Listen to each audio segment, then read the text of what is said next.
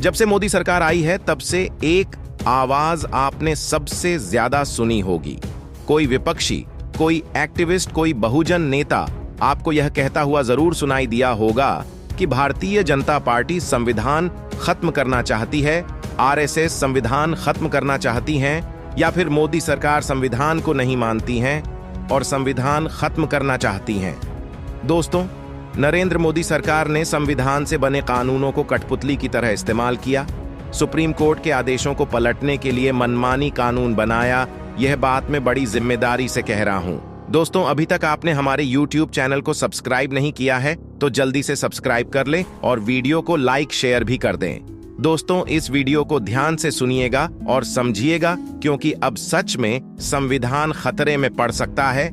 शायद अब संविधान को खत्म करने की तैयारियां शुरू कर दी गई हैं। आखिर क्यों?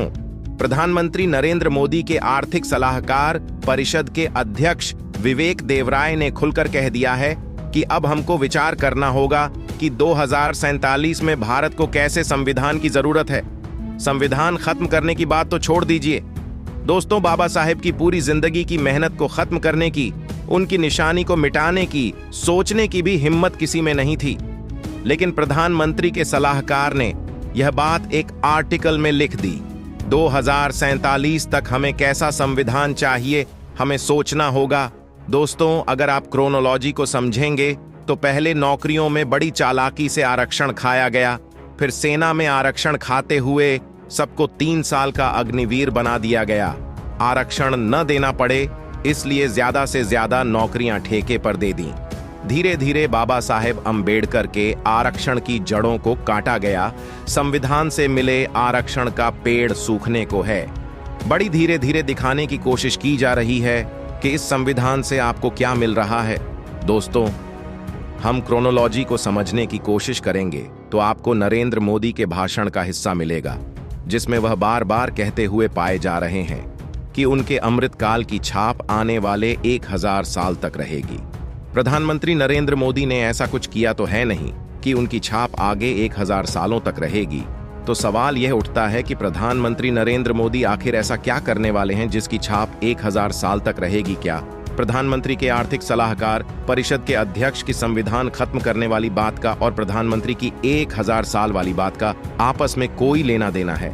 अगर हाँ, तो ये बहुत खतरनाक है, क्योंकि मोदी सरकार कैसा संविधान बनाएगी ये सबको मालूम है, और आरएसएस कैसा संविधान चाहती है यह भी सबको मालूम है। दोस्तों, मोदी के आर्थिक सलाहकार परिषद के अध्यक्ष विवेक देवराय ने पूरी बात क्या लिखी है उसको देखते हैं, फिर आगे बढ़ेंगे। दोस्तों, देवराय लिखते हैं कि 1973 में हमें बताया जा रहा था कि हमारे लोकतंत्र की इच्छा चाहे कुछ भी हो, संसद के जरिए बेसिक ढांचा नहीं बदला जा सकता है।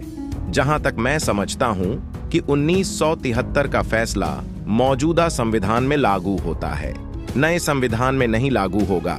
संविधान जिसे हमने 1950 में अपनाया था वह वैसा नहीं रह गया है। इसमें संशोधन किए गए, और संशोधन भी हमेशा अच्छे काम के लिए ही नहीं हुए हैं। हमें बताया जाता रहा है कि इसका बेसिक स्ट्रक्चर नहीं बदला जा सकता है। अगर इसके खिलाफ कुछ होगा तो अदालती उसकी व्याख्या करेंगे। लेकिन संविधान पर यूनिवर्सिटी ऑफ शिकागो का रिसर्च बताता है कि इसकी औसत आयु सिर्फ 70 साल रही है। ये 2024 हैं। 1950 के बाद 74 साल बीत चुके हैं। हमारे संविधान काफी हद तक गवर्नमेंट ऑफ इंडिया एक्ट 1935 पर आधारित है। इसी तरह से ये उपनिवेश के दिनों से जुड़ा है। हमें इस पर विचार करना होगा कि 2047 में भारत को कैसे संविधान की जरूरत है। नए संविधान की तो बिल्कुल जरूरत नहीं है। क्या पुराने संविधान की सारी बातें पूरी हो गईं? दलित और सवर्ण दोनों एक बराबर हो गए क्या? सबको बराबरी का अधिकार मिल गया? क्या दलित का बच्चा सुप्रीम कोर्ट में जज हो गया? क्या दलित का बच्चा मोदी का सलाहकार हो गया? क्या नहीं हुआ ना, तो फिर संविधान बदलने की क्या जरूरत है? किसे चुभ रहा है बाबा साहब अंबेडकर का संविधान? देवराय कहते हैं कि ये उनकी निजी भावनाएं हैं। तो देवराय जी, अंबेडकर का संविधान आपको काहे काट रहा है कि जो बदलने की बात आप कर रहे हैं? आपको क्या परेशानी है भाई अंबेडकर के संविधान से? आखिर दिक्कत क्या है आपको? दोस्तों, मोदी के साथ संसद में बैठने वाले बिहार के नेता मनोज झा का क्या कहना है वह आपको बताता हूं। विवेक देवराय ने यह खुद नहीं बोला, बल्कि उनकी जुबान से बुलवाया गया है। इसके पीछे के मंसूबे भी बिल्कुल साफ है। उनके इस बयान ने बीजेपी आरएसएस की घृणित मानसिकता को फिर सामने ला दिया है। भारत का संविधान सर्वश्रेष्ठ संविधान है। बीजेपी का तरीका है कि ठहरे हुए पानी में कंकड़ डालो और लहर पैदा करो, फिर कहो कि अरे मांग उठने लगी। देश में पहली बार प्रधानमंत्री की आर्थिक सलाहकार ने संविधान बदलने की बात कही है। ये बात कोई छोटी बात नहीं है दोस्तों। घर के बड़े जिस भाषा में बात करते हैं ना, उस भाषा में घर के बच्चे भी बात करते हैं। ये बात बिल्कुल सत्य है। 2024 में अगर मोदी तीसरी बार प्रधानमंत्री बनते हैं तो उनको ये भी मालूम है कि चौथी बार प्रधानमंत्री नहीं बन पाएंगे।